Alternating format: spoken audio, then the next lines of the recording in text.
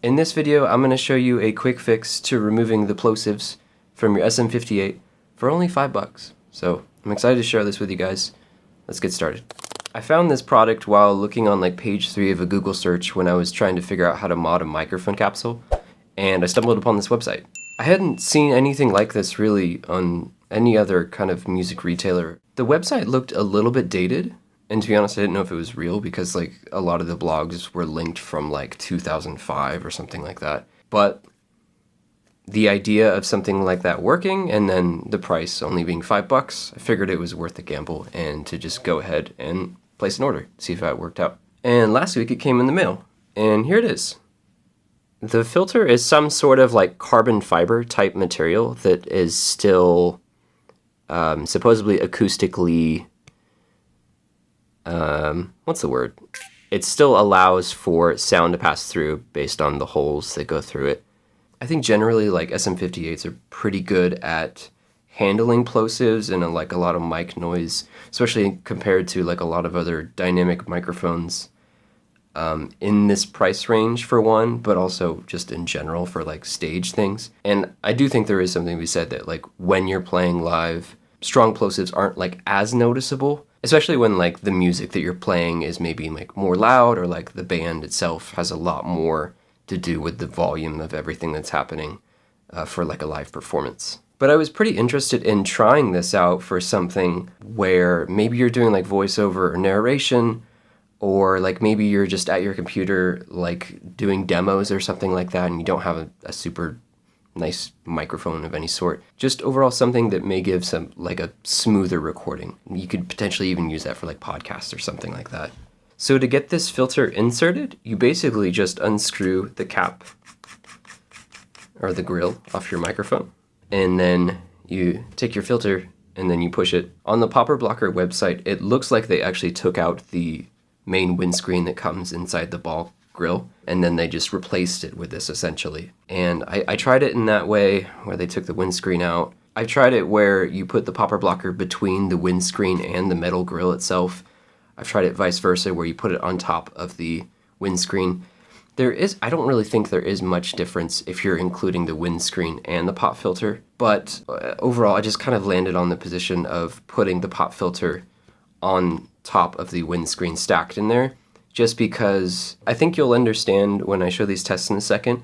When you speak into this first, it does a good job of like reducing the plosive sounds itself, but because it's kind of a hard surface to minimize the plosives, it kind of just kills the wind, and in essence it takes a strong p and turns it into like a I don't know how else to demonstrate that, like the sound of air hitting a hard surface. So that's why I decided to put it on top of the windscreen itself. It's literally like a 2% difference, but I noticed it enough to just decide to just do that.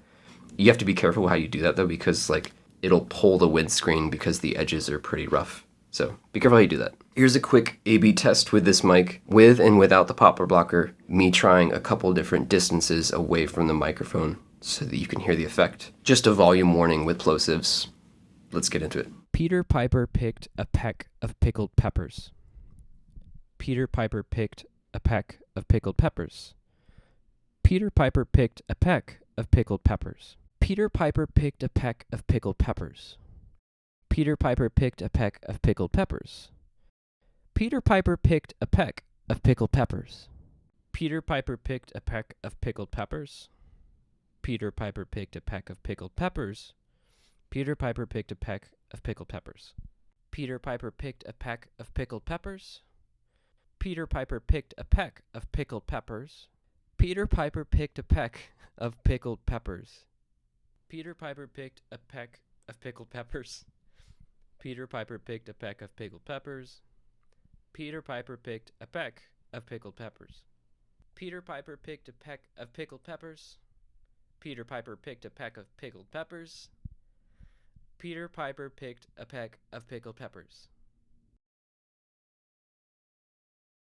I'm just going to finish the video talking into it here so you can hear the rest of the dialogue with me relatively close, how I would probably use this. I hear less peaks when it comes to like those hard plosives. And like I said, I noticed them being replaced by like a somewhat like fizz. instead of like them being like like super harsh transients. They're just kind of like it's more subtle when it is like a few inches back, you know, like when it's back here. But like most of the time, you're not usually speaking into an SM58 when it's like.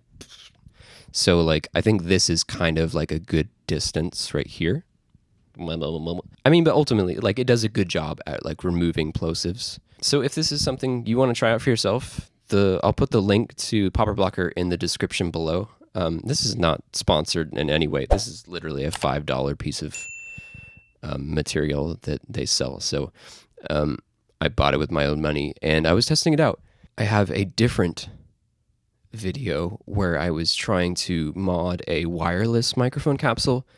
I think that one might be coming next, where I was comparing the SM58 to the Phoenix Pro PTU 1U because I heard that the plosives on that were pretty harsh. I bought the microphone and I was trying to test out the Popperblocker in that microphone. So that led me down like this whole rabbit hole of trying to mod a wireless mic capsule because you need some tools to get inside the actual unit itself. But anyway, this is just purely Popperblocker. If you like it, if you think it's worth it, $5, try it out. Thanks for watching. Hit subscribe, please. And see you guys in the next video. Okay, bye.